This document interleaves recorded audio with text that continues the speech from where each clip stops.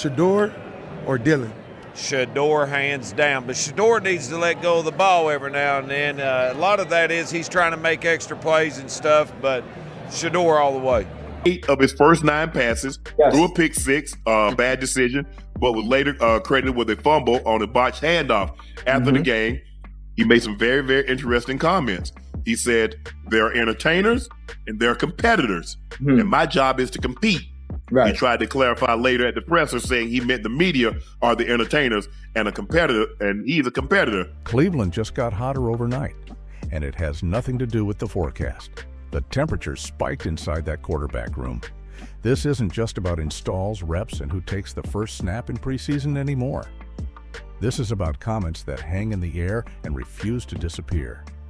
Rookie quarterback Dillon Gabriel throws a pick 6, gets tagged with a fumble after a sloppy exchange, then walks to the podium and starts talking about entertainers versus competitors in a locker room that includes Shedeur Sanders. That's not casual wording. That's charged. Because let's keep it real. In today's NFL, especially in the middle of a quarterback battle, the word entertainer doesn't drift harmlessly. It lands with weight. Competitor versus entertainer. That's a line in the sand. That's separating lanes. And in Cleveland right now, there's only one quarterback in that building who carries a national spotlight and gets labeled with flash: Shedeur Sanders. So this isn't about whether the word had impact, it's about who that impact was aimed at. Now let's shift from talk to tape, because the film doesn't play favorites. Shedeur Sanders' preseason debut: steady, sharp, under control. 14 completions on 23 attempts. 157 total yards, 2 touchdowns, no turnovers, no reckless throws, no panic decisions. He stepped into pressure and delivered when the pocket tightened. He looked comfortable in command. That's composure, that's leadership energy, that's QB1 presence whether the depth chart admits it yet or not.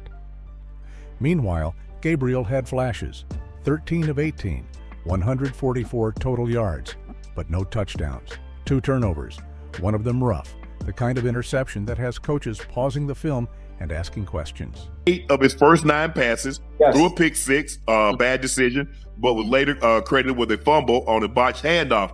After the game, he made some very, very interesting comments.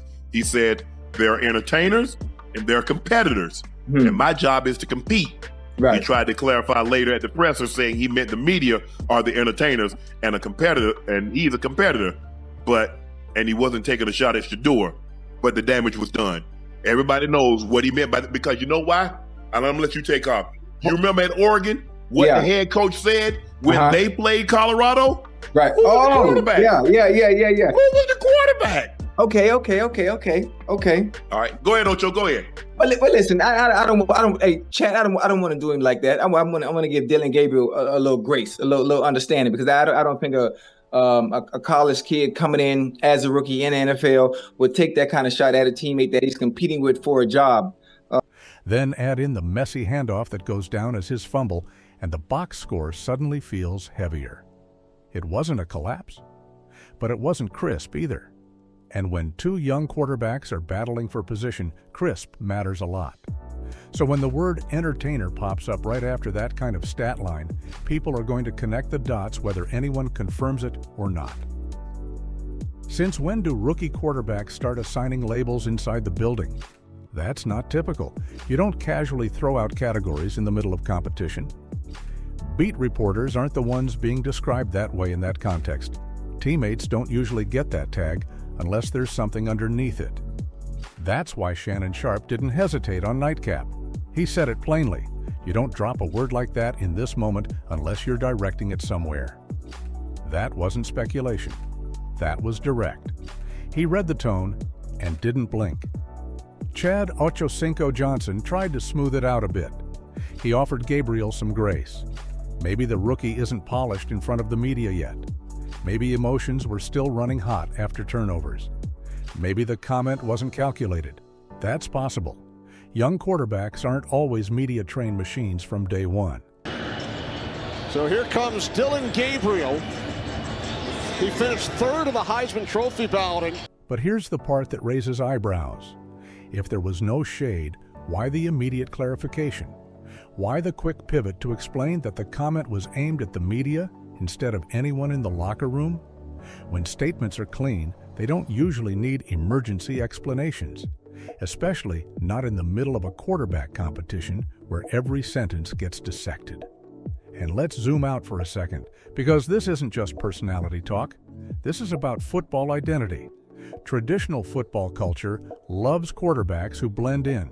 That's the third ball today thrown by Gabriel that really isn't anywhere close to his wide receiver.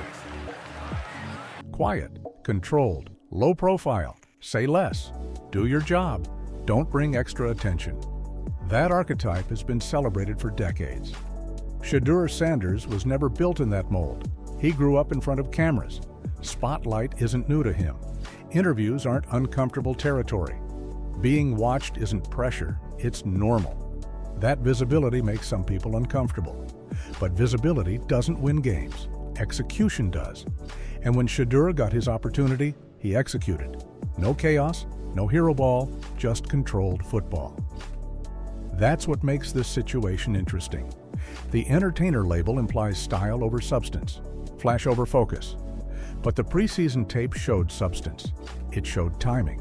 It showed rhythm. It showed control of the offense. So now the tension feels different, because this isn't just about two rookies competing for reps.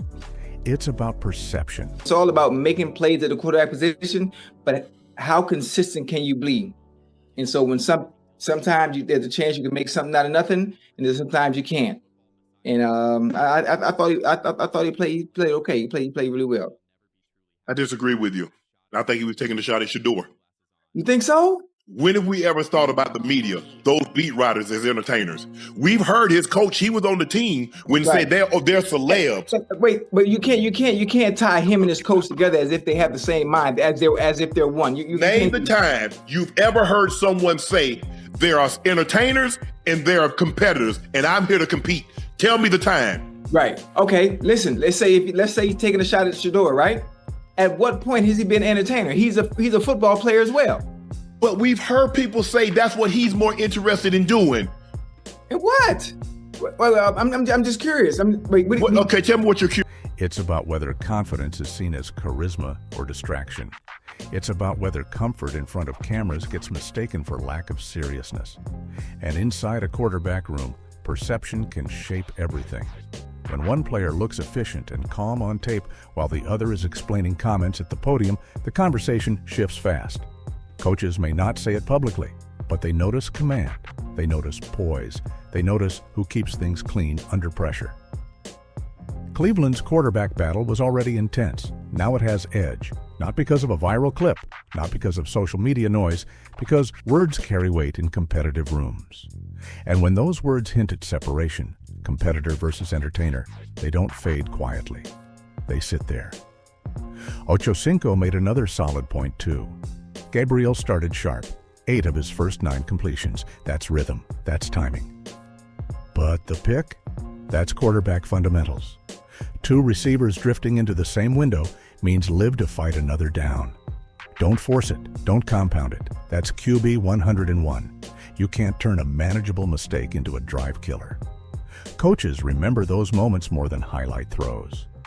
Then there's the size conversation, and that's real football talk, not disrespect.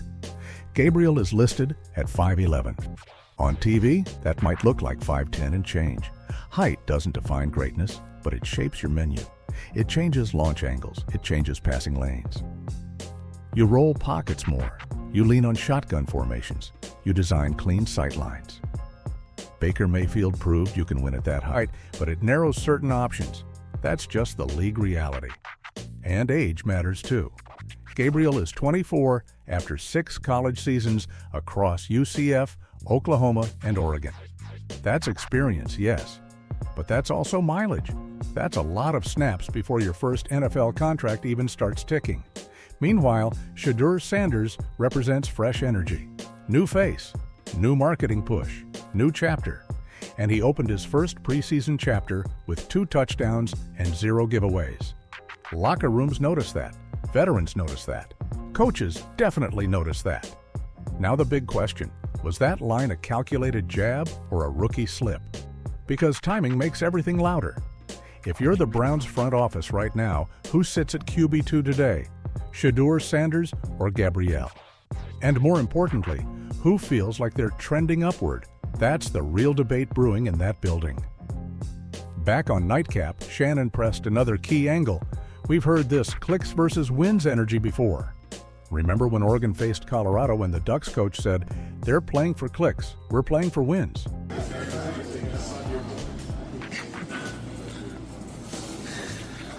Vocally, anything to say?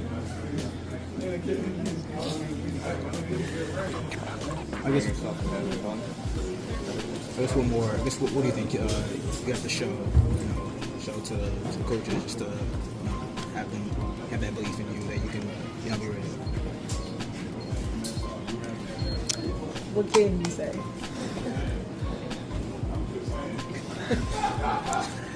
That narrative stuck. But people forget something important. That wasn't Gabriel's quote. And the quarterback at Oregon then was Bo Nix, not Dillon. Still, when you sit around that messaging for a year, it seeps into your language. You start repeating themes without even realizing it. That's how subtle shade happens. And the fans, they're not confused. When Nightcap ran a poll asking if Gabriel was throwing shade, 88% said yes. That's not close. That's not split. That's overwhelming. When nearly 9 out of 10 fans interpret it the same way, the narrative gains legs. Fair or not, perception becomes reality in the NFL spotlight. Let's zoom out for a second, though. The NFL is entertainment. Always has been. Shannon said it perfectly. Michael Jordan entertained. Kobe Bryant entertained. Steph Curry dances before the ball, even splashes through the net. Floyd Mayweather sold fights before he won them. And Deion Sanders built a career blending showmanship with shutdown defense. Being an entertainer and a competitor isn't a contradiction. The great ones do both. So, if entertainer was meant as a slight, it might actually be outdated thinking. Because in today's league, personality doesn't cancel production, it amplifies it. If you can command a huddle and command a camera, that's leverage. That's brand power mixed with ball security. And right now, Shedeur Sanders is showing he can handle both stages without blinking. This battle in Cleveland just got deeper than stats. It's about perception, leadership tone, and who owns the moment when the spotlight turns on. Words matter in a quarterback room, so do touchdowns. And when both start colliding, that's when real tension shows up. The league used to pretend fear and fame couldn't live in the same house. That's old thinking. In 2025, if defenses fear you and fans pay to watch you, that's not a contradiction. That's a partnership. The opposition fears you, the audience buys tickets to see you, and both realities can exist at the same time. So when someone says they're a competitor, not an entertainer, it sounds dated. Like a quote from before NIL, before social media, before players built brands in real time. Shedeur Sanders isn't running from the spotlight. He understands it. He uses it. But when the whistle blows, cameras don't complete slants. Quarterbacks do. Inside that Browns facility, this conversation hits different. Andrew Berry didn't accidentally bring Shedeur Sanders to Cleveland. That was a calculated move, a fifth-round steal with upside, buzz, and production. Kevin Stefanski isn't coaching for patience. He's coaching for wins right now. Ownership feels every quarterback swing this franchise makes. The Haslams know the temperature of that room. Every rep matters, every quote matters. And roster math, that's real too. Ocho Cinco and Shannon weren't wrong. Teams don't carry 4 active quarterbacks on the 53 unless something wild is happening. Maybe you sneak one onto the practice squad if you can risk it. But 4 on the active roster costs you somewhere else. That's a special teamer gone. That's a swing tackle gone. That's a depth corner who plays 20 snaps on Sunday gone. That's not theory. That's how Sundays are built. And here we are, the second flashpoint of the week in Berea, the moment that framed everything. If Gabriel didn't mean that comment as a shot, the cleanest move would have been to stand firm, double down, clarify once, and keep it moving. Instead, there was a swerve, a quick adjustment. That's why people believe it landed on Shedeur Sanders. Because in a quarterback competition, timing is everything. If you're sitting in that QB room, does that comment change how you look at Gabriel? Should depth charts be shaped by interviews or strictly by film? Coaches say tape doesn't lie, but locker rooms feel tension long before the stat sheet explains it. Let's stack it again. Shedeur Sanders, 14 of 23, 157 total yards, 2 touchdowns, 0 turnovers. That's production with discipline. That's trust-building football. Gabriel, 13 of 18, 144 total yards, 0 touchdowns, 2 turnovers, 1 pick six. 1 fumble credited to his column. That's not identical. That's not neck and neck. Points matter. Ball security matters even more. Every coach in America repeats it in August. Turnovers lose jobs. Touchdowns win them. Now, to be fair, Ochocinco pointed out the fumble might have been more on the running back than the quarterback. That's a fair football take. Exchanges are shared responsibility. But the stat sheet doesn't split blame. It hits the quarterback column. And the pick six? That's a mental error. 2 receivers drifting into the same window means abort mission. Throw it away. Reset. Live to fight another down. That's the league standard. Gabriel supporters will point out he started hot. 8 of 9 completions to open. That shows rhythm. That shows he can operate inside structure. No one is denying he flashed. But tight competitions are decided by the negative plays. When one rookie posts touchdowns and a clean turnover sheet and the other stacks giveaways, the margin shrinks fast. In a tie, touchdowns decide it. In a fight, turnovers decide it even faster. There's also a human layer here, and Nightcap tapped into it. Shannon asked a sharp question. When has Dillon Gabriel truly been in a quarterback battle like this? At Oregon? He wasn't battling Justin Herbert. At UCF? He was the guy. At Oklahoma? He was established. This is different. This is an NFL room where the seat isn't guaranteed, and once it's taken, it might not reopen for years. That kind of pressure squeezes words out of you that you didn't rehearse. And the calendar doesn't slow down for feelings. Browns versus Rams on Saturday is another evaluation checkpoint. Then cutdown day arrives. History shows rare exceptions. The Patriots kept 4 quarterbacks in 2000 because Bill Belichick didn't want to lose a 6th rounder named Tom Brady. But that was a different era, different math, different cap pressure. In today's NFL, 4 active quarterbacks is a luxury most staffs can't justify. If Cleveland carries only 3, someone is the odd man out, and stashing a quarterback on the practice squad isn't risk-free. Other teams watch waiver wires like hawks. If someone believes in your guy, they can scoop him. So now it's chess, not checkers. Performance, perception, politics, all layered together. And politics matter more than fans want to admit. Ochocinco said it plainly. Head coaches don't always control the final 53. Owners sign the checks. General managers build the board.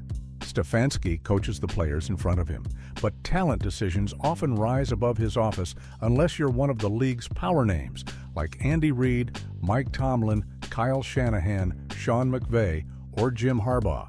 Those coaches walk in with leverage. Most don't. That means this quarterback battle isn't isolated to one press conference moment. This is about philosophy. Is Cleveland leaning toward safe and steady? Or are they leaning toward dynamic and productive?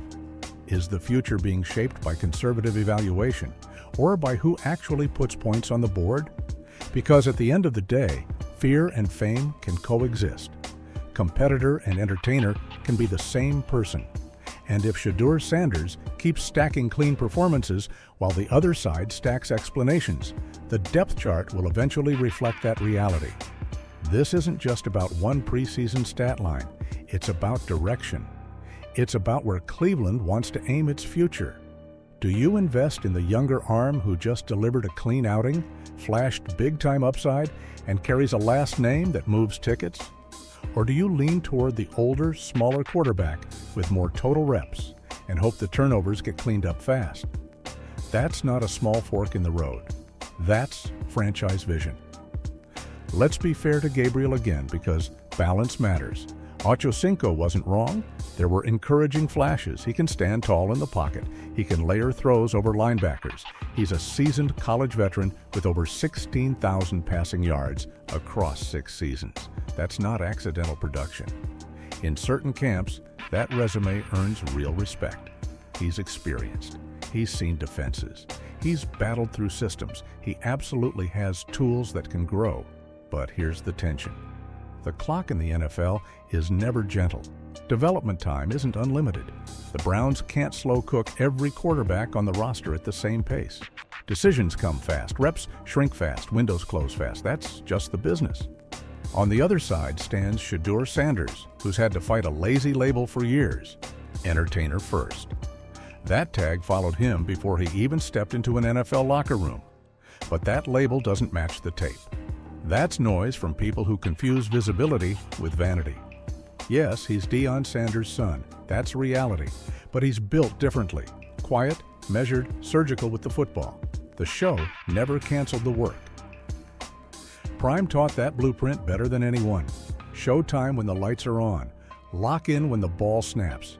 You can sell the moment and still dominate it. That's the modern quarterback model. Monday through Saturday, you build the brand. Sunday, you command the huddle. The best quarterbacks don't pick one. They do both. That's why framing this as competitor versus entertainer feels outdated. It sounds like an old-school lens trying to judge a new-school player. And in a tight quarterback room, pointed words don't disappear. They ricochet. Teammates hear them. Coaches definitely hear them. Even if nothing is said out loud, energy shifts. Leadership isn't only about throws. It's about tone. It's about awareness. That's why that comment keeps lingering. Now, let's talk size and scheme, because football reality still matters. At 5'11" listed, Gabriel needs defined windows. You move the pocket more. You call more rollouts. You live in shotgun sets. That approach can absolutely work, but it narrows your menu. Certain concepts shrink. Passing lanes become more calculated. That's not criticism. That's structure. With Shedeur Sanders, the playbook stays wider. You don't have to trim as much. You can operate for more launch points. That flexibility matters across a 17-game season when injuries hit and adjustments stack. So if you're building game plans for depth, what do you value more at QB2? A steady short game operator or a broader scheme fit with higher upside? That's the real chess move Cleveland faces. Nightcap also touched something deeper: the money truth. Some decisions aren't football-only decisions. The Haslams own the checks. Ownership feels the pulse of the city. If the building believes Andrew Berry found value in the 5th round, that belief carries weight.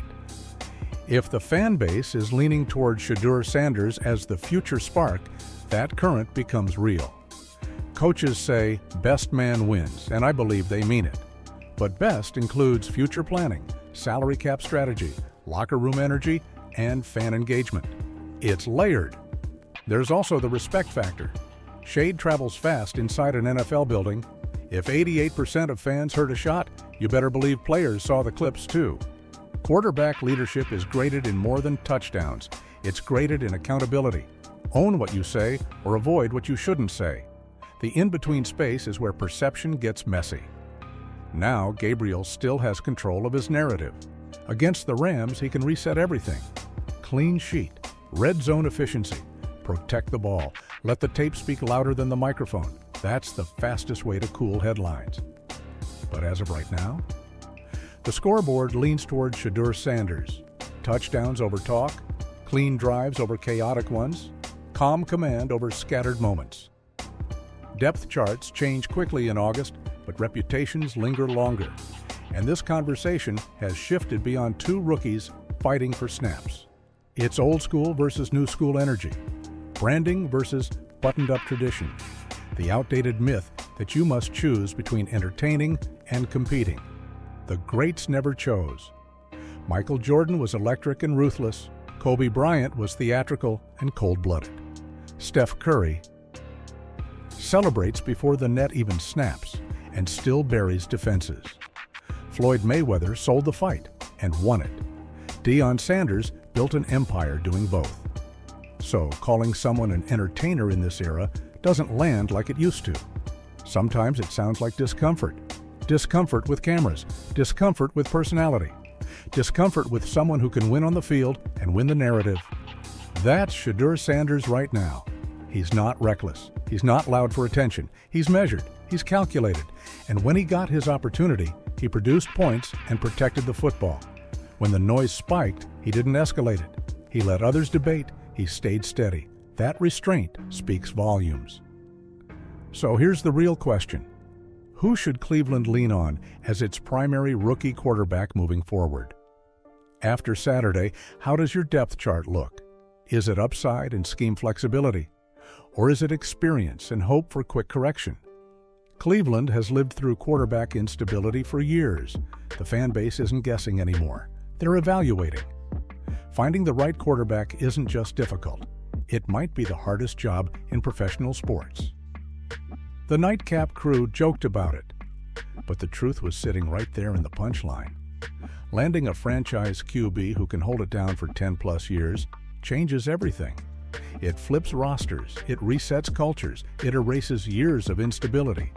That's why even a rookie quarterback room matters more than people think. You stack habits early. You bet on traits that translate. You build around a profile that can grow instead of one that just survives. If you're still stuck on that entertainer label, rewind to Prime's blueprint. Ocho Cinco said it clean. The show is the rapper. The work is the gift. Deion Sanders danced, then he locked receivers down. He strutted, then he scored. Entertainment never replaced competition. It amplified it. That formula isn't theory. It's history. And that blueprint is sitting inside the Browns building right now with Shedeur Sanders. This league has evolved. The modern quarterback isn't asked to shrink. He's asked to command. Command the huddle. Command the moment. Command the brand. Embrace that reality. Demand ball security. Reward production. Let the city rally behind a name that excites them, but only if the film backs it up. And right now, Shedeur Sanders' film backs it up. 2 touchdowns, 0 turnovers, calm command. That travels. As for Gabriel, this isn't a write-off. This isn't hate. He has tools, he has experience.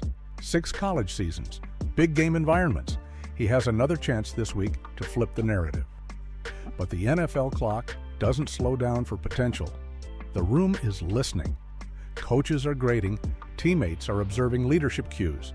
Every snap is data. And here's the truth. The next words that matter won't come at a podium. They'll come in the huddle. Press conference talk fades. Tape lasts. You can't erase quotes, but you can drown them out with performance. Make the next snap louder than the last soundbite. That's quarterback language. So was it shade or was it a slip? Everyone will pick a side. But in Cleveland, this isn't about who handles cameras better. It's about who finishes drives. One rookie turned possessions into points. One rookie gave points away. That's not drama, that's math. And let's be clear, one word changed how everything was heard. Entertainer. That single label reframed the whole conversation. In 2025, that word doesn't sting the way it used to. It can even sound like hesitation. Hesitation around personality. Hesitation around confidence. Hesitation around a player who can win on the field and win the narrative off it. The Browns won't carry 4 quarterbacks when cut-down day hits. History says that's rare air. They'll keep the players who protect the football. They'll keep the players who convert in the red zone. They'll keep the quarterback who fits the future vision, not just the present depth chart. Right now, the scoreboard says Shedeur Sanders leads. Not because of hype, not because of headlines. Because of production and protection of the ball. Touchdowns over turnovers, composure over chaos. That's how jobs are won in this league. Cleveland has searched for stability for years. Fans are tired of resets. They want a direction. They want something that feels sustainable. That's why this rookie battle matters more than preseason noise. It's a glimpse at philosophy. It's a preview of who this franchise believes can grow into something bigger. This is the NFL in 2025. Compete hard, entertain naturally, produce always. When the dust settles, the Browns will keep the quarterbacks who help them win, and the one who can carry tomorrow on his shoulders. If you enjoyed this breakdown, hit that like button and subscribe to Under Center Talk for daily NFL controversy, deep film talk, and the real stories behind the headlines. Turn on notifications so you never miss the next Browns quarterback twist. Under Center Talk, where the tape meets the truth.